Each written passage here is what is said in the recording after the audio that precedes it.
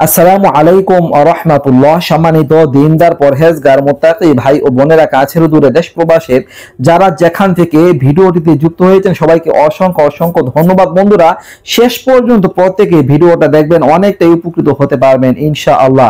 রমজান মাসে এই আমলটা আপনারা করার চেষ্টা করবেন। এই আমলটা রাসূল সাল্লাল্লাহু আলাইহি ওয়াসাল্লাম করেছেন, আর যদি এই আমলটা করতে পারেন তাহলে অসংখ্য অগণিত ফজিলত আপনি লাভ করতে পারবেন ইনশাআল্লাহ। ইনশাআল্লাহ, যেহেতু রাসূল সাল্লাল্লাহু আলাইহি ওয়াসাল্লাম করেছেন, তো আপনিও যদি করেন তাহলে ইনশাআল্লাহ রাসূলের মহব্বত এবং তার ভালোবাসা আপনি অর্জন করতে পারবেন, তার সুপারিশ আপনি অর্জন করতে পারবেন। বন্ধুরা, রাসূল সাল্লাল্লাহু আলাইহি ওয়াসাল্লাম সম্পর্কে হাদিসের মধ্যে পাওয়া যায় যে তিনি চরম পর্যায়ে দানশীল ছিলেন, দান করতেই থাকতেন। তিনি একদা এক মাঠ ভর্তি ছাগল এক ব্যক্তিকে দান করে দিয়েছে। তখন ওই ব্যক্তি গিয়ে তার সম্প্রদায়ের লোকদের কাছে বলতেছে যে তোমরা মুহাম্মদের প্রতি ঈমান আনো, মুহাম্মদের প্রতি ঈমান আনো, কারণ সে এমন ভাবে দান করে কল্পনার বাহিরে, সীমাহীন দান করে এবং সে দারিদ্রতাকে ভয় করে না। তো মুহাম্মদ মুস্তাফা সাল্লাল্লাহু আলাইহি ওয়াসাল্লাম তিনি দারিদ্রতাকে ভয় পেতেন না, দান করতেই থাকতেন। এমনকি তিনি যা কিছু দান করতেন সেগুলোকে স্থায়ী সম্পদ মনে করতেন।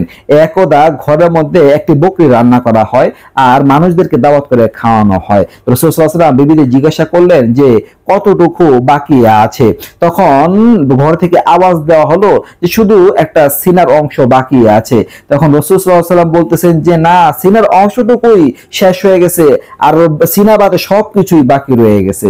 মানে তিনি মানুষদেরকে খাওয়ানো বা মানুষদের সাহায্য সহযোগিতা করা, দান করার ক্ষেত্রে যা কিছু ব্যয় করতেন ওগুলোকেই তিনি মূলত স্থায়ী সম্পদ মনে করতেন, ওগুলোই তার জন্য কাজে দিয়েছে, এটাকে তিনি মেনে নিতেন। তো বন্ধুরা, তো দানশীলতা তার ছিল অকল্পনীয়। তো রমজান মাস যখন আসতো তার দানশীলতা আরো বেড়ে যেত। জিবরাইল আলাইহিস সালামের সাথে যখন তার সাক্ষাৎ হতো, প্রতি রমজানে তার সাথে সাক্ষাৎ হতো, প্রতিদিন আসতো আর কোরআন কারীম তেলাওয়াত হতো। তো যখনই সাক্ষাৎ হতো তখন মুক্ত বাতাসের ন্যায় তার দানের স্পিড বেড়ে যেত। সুবহানাল্লাহ। তো সেই জন্য আমরা রাসূল সাল্লাল্লাহু আলাইহি ওয়াসাল্লামের সুন্নাত পালন করতে গিয়ে দান করব, বেশি বেশি সদকা করব রমজান মাসে যত টাকা পারি। আর তাছাড়া আপনি যদি 1 টাকা রমজান মাসে দান করেন 70 টাকা দান করার সওয়াব পাবেন। আল্লাহ তাআলা যদি চান আরো বাড়িয়ে দিতে পারে। বেশি বেশি দান করা উচিত, দানশীলতার গুণ রমজান মাসে অর্জন করা উচিত। আল্লাহ তাআলা আমাদের সবাইকে তৌফিক দান করুন। আমিন। এই ছিল আলোচনা। নিত্য নতুন আরো ভিডিও পেতে সবাই পাশে থাকবেন। এই পর্যন্ত আসসালামু আলাইকুম ওয়া রাহমাতুল্লাহ।